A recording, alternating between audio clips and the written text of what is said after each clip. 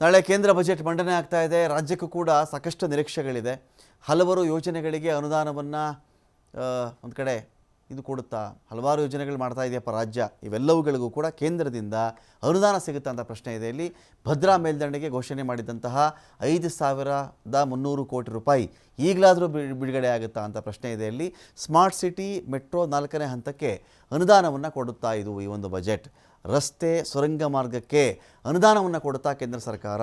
ವಿತ್ತ ಸಚಿವೆ ನಿರ್ಮಲಾ ಸೀತಾರಾಮನ್ ಅವರ ಲೆಕ್ಕದ ಮೇಲೆ ರಾಜ್ಯಕ್ಕೆ ಅಪಾರವಾದಂಥ ನಿರೀಕ್ಷೆ ಇದೆ. ಅನೇಕ ಬಾರಿ ಹುಸಿಯಾಗಿದೆ ಅದು. ಈ ಬಾರಿ ಏನು ಮಾಡ್ತಾರೆ ನೋಡಬೇಕು ಅಂತ ಅಷ್ಟೇ. ರಾಜ್ಯದ ನಿರೀಕ್ಷೆ ಅಂದರೆ ಹಿಂದಿನ ಕೇಂದ್ರ ಬಜೆಟ್ನಲ್ಲಿ ಬಿಹಾರಕ್ಕೆ ವಿವಿಧ ರಸ್ತೆ ಯೋಜನೆಗಳಿಗೆ 26,000 ಕೋಟಿ ರೂಪಾಯಿಗಳನ್ನು ಕೊಟ್ಟಿದ್ದೀರಿ ಅನುದಾನ, ಮತ್ತು ಆಂಧ್ರಕ್ಕೆ ಸುಮಾರು 15,000 ಕೋಟಿ ರೂಪಾಯಿ ಅನುದಾನವನ್ನು ಆಂಧ್ರಕ್ಕೆ ಕೊಟ್ಟಿದ್ದೀರಾ. ಬೇರೆ ರಾಜ್ಯಗಳಿಗೆ ದ್ರೋಹ ಮಾಡಿದ್ದನ್ನು 2025-26ರಲ್ಲಿ ಆ ಒಂದು ಬಜೆಟಲ್ಲಿ ಸರಿಪಡಿಸಬೇಕು ಅಂಥೇಳಿ ರಾಜ್ಯದ ಜನರ ಒಂದು ಕಡೆ ನಿರೀಕ್ಷೆ ಇದೆ. ಇಲ್ಲಿ ಕೇಂದ್ರ BJP ತನ್ನ ರಾಜಕೀಯ ಭವಿಷ್ಯದ ಬೇಳೆ ಬೇಯಿಸಿಕೊಳ್ಳುವುದನ್ನು ಬಿಟ್ಟುಬಿಟ್ಟು ದೇಶದ ಅಭಿವೃದ್ಧಿಯ ಬಗ್ಗೆ ಗಮನ ಹರಿಸಲಿ. 2025-26ರ ಕೇಂದ್ರ ಬಜೆಟ್ನಲ್ಲಿ ರಾಜ್ಯಗಳಿಗೆ ಅನ್ಯಾಯ ಮಾಡದೇ ಇದ್ದಿದ್ದರೆ ಕುಸಿಯುತ್ತಿರುವ GDPಗೆ ನಾಂದಿ ಆಡಬಹುದು ಅಂತ ಕೂಡ ಸಲಹೆಗಳು ಹೋಗ್ತಾ ಇವೆ.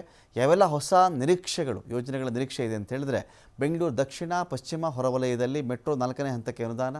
ಕಳೆದ ಬಜೆಟಲ್ಲಿ 12 ಕೈಗಾರಿಕಾ ಸ್ಮಾರ್ಟ್ ಸಿಟಿ ಯೋಜನೆ ವಿಚಾರದಲ್ಲಿ ಕರ್ನಾಟಕಕ್ಕೆ 1 ಕೊಟ್ಟಿಲ್ಲ. ಈ ಬಾರಿ ಸಿಗಬಹುದು ಅಂತ ನಿರೀಕ್ಷೆ.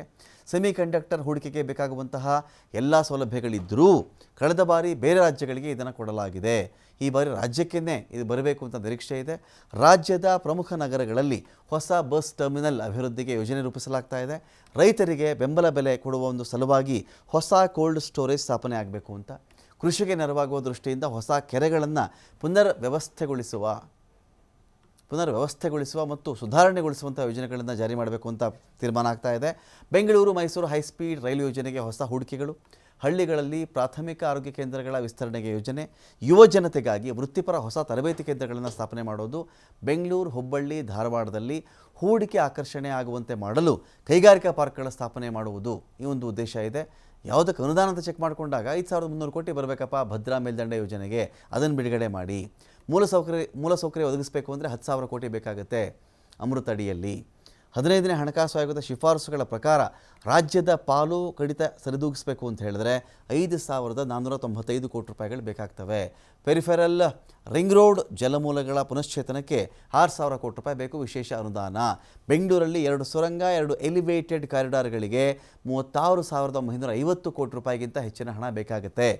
ಬೆಂಗಳೂರು ಸಂಚಾರ ದಟ್ಟಣೆ ತಗ್ಗಿಸಬೇಕು ಅಂತ ಹೇಳಿದ್ರೆ 30,000 ಕೋಟಿ ರೂಪಾಯಿ ವೆಚ್ಚದ 60 ಕಿಲೋಮೀಟರ್ ಸುರಂಗ ಮಾರ್ಗವನ್ನು ನಿರ್ಮಿಸಬೇಕು ಅಂತ ರಾಜ್ಯ ಸರ್ಕಾರ ತೀರ್ಮಾನ ಮಾಡಿ ಅನುದಾನಕ್ಕೆ ಕೇಂದ್ರಕ್ಕೆ ಮನವಿಯನ್ನು ಮಾಡಿಕೊಂಡಿದೆ. ಬಜೆಟ್ನಲ್ಲಿ ಕೊಡುವಂಥ ನಿರೀಕ್ಷೆ ಇಲ್ಲಿದೆ.